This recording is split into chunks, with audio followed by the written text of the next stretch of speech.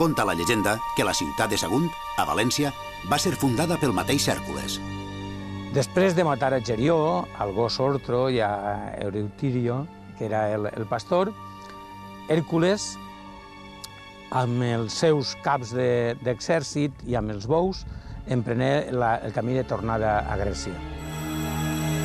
Quan arriben a Sagunt, fan una parada, i en aquesta parada, un dels seus caps, Saquint, rei de la illa de Zante, Saquint, i també coneguda com Sacunto, a l'hora de veure una serp el matà.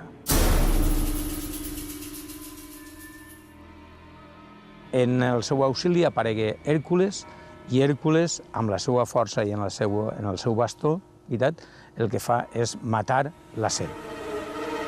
Hèrcules venja al seu amic i al seu capità i amic i l'enterra, fa el túmul en la part més alta de la muntanya que ara tenim ací darrere, no? I això és on se crea, a partir d'ell, hipotèticament, és la creació, la llegenda de la creació de Sagunt per Hèrcules. A la muntanya de Sagunt havia un camí de pedra en el que molts reconeixien a la serp morta per Hèrcules.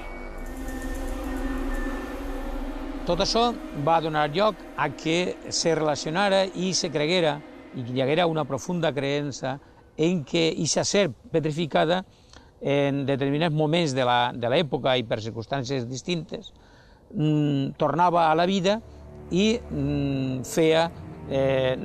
s'engolia i feia desaparèixer a determinades persones. La serp apareix per venjar la seva mort. Un dels últims casos de desaparició es va donar al segle XVIII.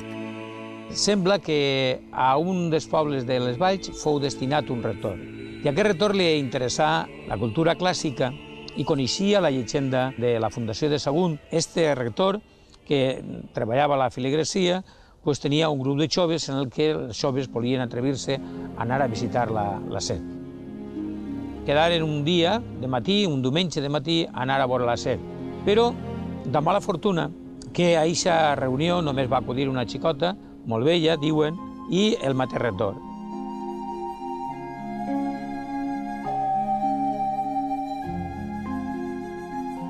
Els dos, xerrant i parlant del poder del dimoni, s'acostaren al camí de la serpeta quan la gent, els vilatans, van veure que realment s'acostaren cap allí, però desaparegueren.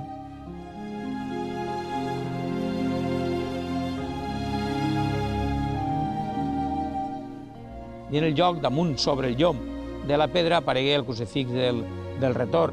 Conten que la serp se'ls va engolir.